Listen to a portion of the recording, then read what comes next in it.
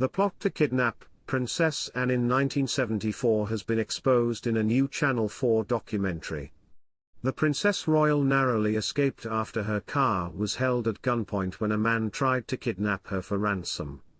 Welcome to Royal Expert. If you're new here, please don't forget to subscribe and click the notifications bell so you don't miss any news about the British royal family.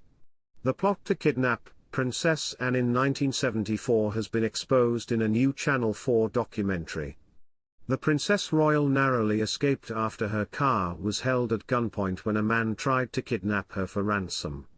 A new documentary detailing the plot to kidnap and hold Princess Anne for ransom will be available to watch on Channel 4 tonight, which will recreate the scene of the incident along the Mall using a specially designed model.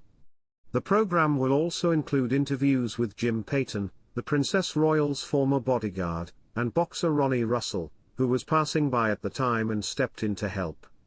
Princess Anne, a plot to abduct a member of the royal family, tells the story of how, on March 20, 1974, Anne and her first husband, Captain Mark Phillips, were traveling to Buckingham Palace after a charity event when another car blocked their way.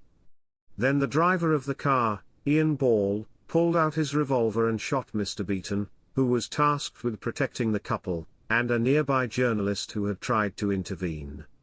After being shot in the shoulder, Mr. Beaton drew his own gun but missed, and then on the second shot he rammed his gun.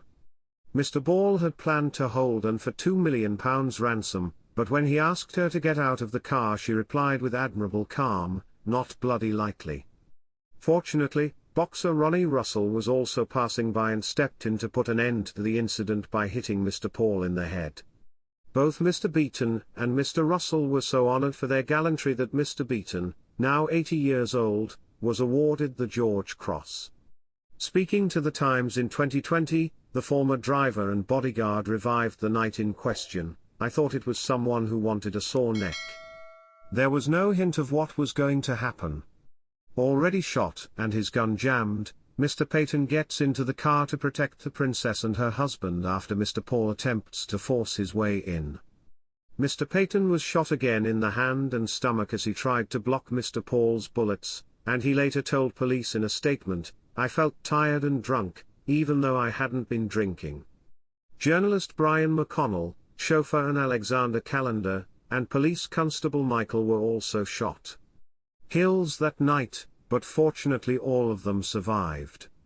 Anne later visited Beaton while he was recovering in hospital and told The Times how security practices at the mansion had changed after the attempted kidnapping.